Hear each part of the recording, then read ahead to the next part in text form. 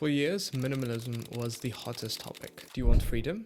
Own less stuff. Do you want to escape the rat race? Simplify. But something has changed. The wave of minimalism that has once swept through our culture is being overshadowed by a resurgence of materialism, maximalism, and consumption. So why did minimalism fail, and more importantly, does it still have a place in our lives? Today, we're going to be breaking it down. We will explore why minimalism fell off, the dangers of extreme minimalism, and why, despite everything, it still holds immense value if applied correctly. So let's dive in. Part 1. The rise and fall of minimalism. Minimalism started as a radical rejection of excess, a way to escape the cycle of consumerism and reclaim control over our lives. The idea was simple. The less you own, the less your stuff owns you. It promised freedom, clarity, and a life unburdened by material distractions. And then it exploded in mainstream media. Books like The Life-Changing Magic of Tidying Up and documentaries like Minimalism, a documentary about the important things,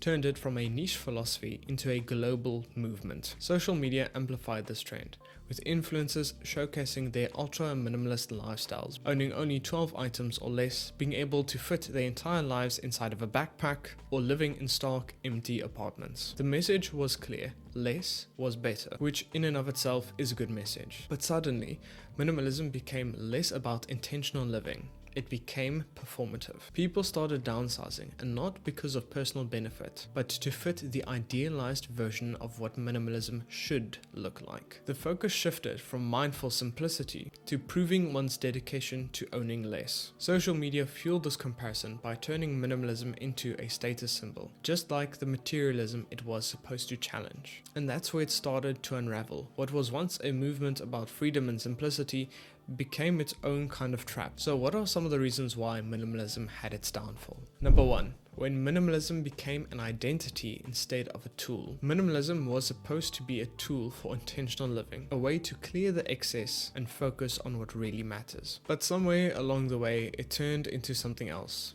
An identity. Instead of using minimalism as a tool and a framework to make better decisions, people started using it as a way to define themselves by how little or how much they owned. It became a label, a lifestyle badge, and a way to measure your own self-worth. Suddenly, minimalism wasn't just about simplifying, it was about proving something. If you didn't live out of a backpack, if you owned more than 12 items, and if your apartment wasn't stark and empty, were you really a minimalist? This mindset pushed people to extremes. They felt the pressure to get rid of things, even if some of those things added value to their lives. Some people gave away belongings which they later regretted, while some regretted not wanting to give away items that was comfortable, stylish, or even sentimental items that they wanted to hold on to. Instead of freeing people from consumerism, minimalism became its own kind of restriction, a rigid set of rules rather than a flexible philosophy. And as with any extreme lifestyle, burnout was inevitable. People who once embraced minimalism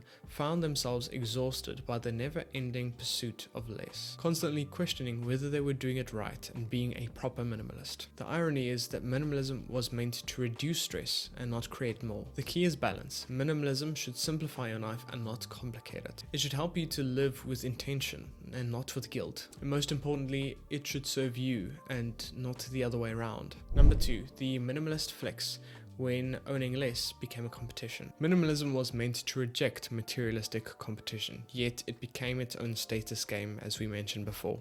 Instead of keeping up by owning more, people started to compete on owning less. Suddenly, it wasn't enough to live simply. You had to prove you were the most minimalist. This is also when minimalism changed from a lifestyle to an aesthetic. People got rid of furniture and clothing, not because they wanted to, but because they wanted to meet a curated image. Homes lost their personality and comfort took a backseat to appearances. At the same time, the minimalist movement fueled consumerism in a different, new way. Influencers promoted the idea of minimalism while selling expensive products, high-end sneakers, modular furniture, and sleek travel gear. The pursuit of less still drove people to spend, but just differently. In the end, minimalism became more about validation than freedom. And once a lifestyle turns into a competition, it's easy to lose sight of what really matters. Number 3.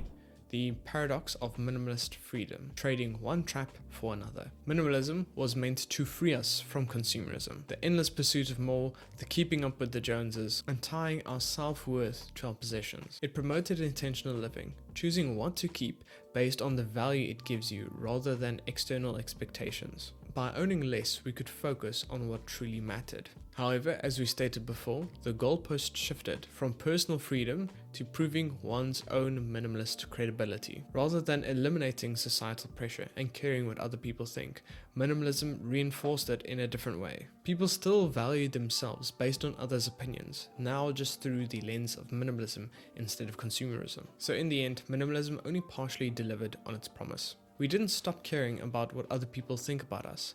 We just found a new way to seek validation. True freedom isn't about proving how little you own, but keeping what genuinely adds value to your life without the need to justify it. Number 4, the shift back to materialism, why minimalism fell off. Many minimalists treat minimalism as a fixed identity instead of a flexible philosophy and lifestyle. They feel pressured to maintain their strict number of possessions, as acquiring more things contradicts their values. But life evolves. Your taste, your priorities, and your needs change. The issue arises when minimalists resist this, fearing that adapting betrays their commitment to simplicity. True minimalism isn't about restriction, but about intentionality, allowing your space to reflect your values while letting go of what no longer serves you. Minimalism should enable change, and it shouldn't prevent it. It's about focusing on what's meaningful, not focusing rigid rules. Used as a tool instead of a constraint, minimalism is still a path to a more fulfilling life. In the end, the lesson is clear.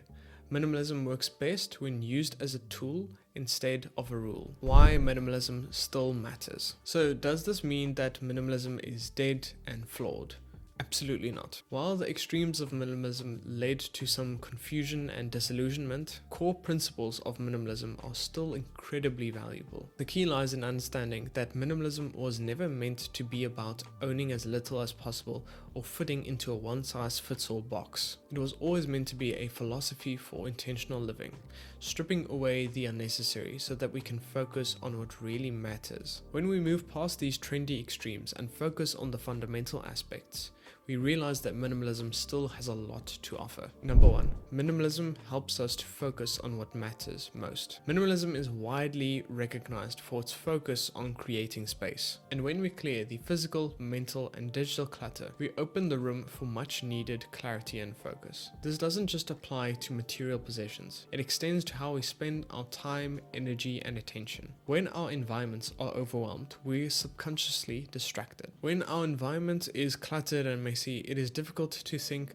let alone make any meaningful progress. By intentionally removing distractions, minimalism helps us to prioritize what adds value to our lives. Whether it's nurturing relationships, focusing on personal goals, or simply being present in the moment, minimalism serves as a tool for reclaiming our focus and our attention. With less in the way, we can see what we want to invest our time and energy and effort towards, allowing us to live purposefully with greater intention and clarity. Number 2, minimalism saves time, energy, and money. Minimalism isn't about deprivation and depriving yourselves. It's about creating efficiencies that free up your time, energy, and money. When you focus on what you truly love and need, you eliminate the constant cycle of acquiring items, making impulse purchases, and maintaining items that no longer serve you. The result?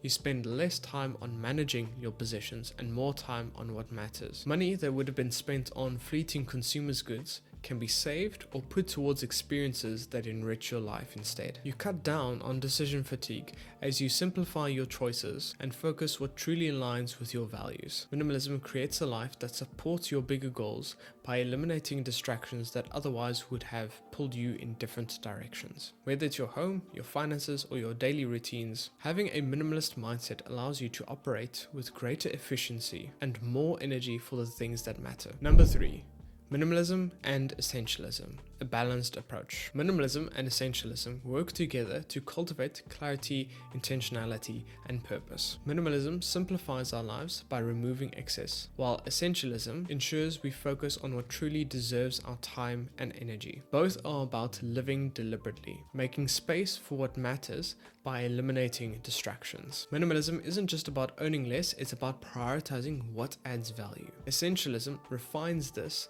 by making sure that what remains is meaningful and used well. It's not about deprivation, it's about curation, choosing quality over quantity, deep relationships over shallow ones, and commitments that align with your goals. This philosophy extends beyond our possessions and to how we structure our lives. A minimalist home fosters peace and focus, while essentialism schedules priorities that truly align with our goals. By embracing both, we can create a lifestyle that is not just simpler, but also more purposeful. One that evolves with us and keeps us focused on what is important.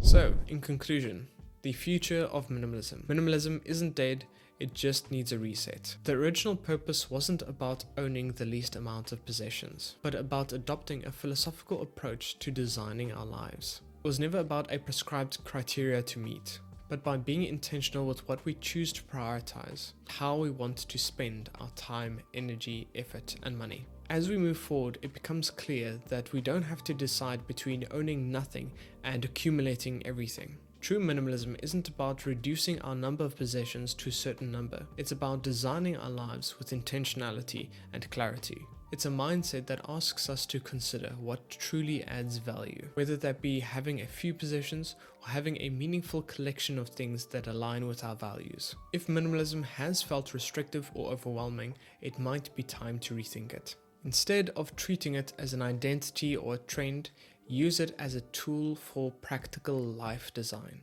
Focus on what truly matters, let go of distractions, and create a space that enriches your life. In the future, minimalism will remain a powerful tool for those who use it as a mindset, a philosophy that empowers intentional and purposeful living, without being defined by what they do and don't have.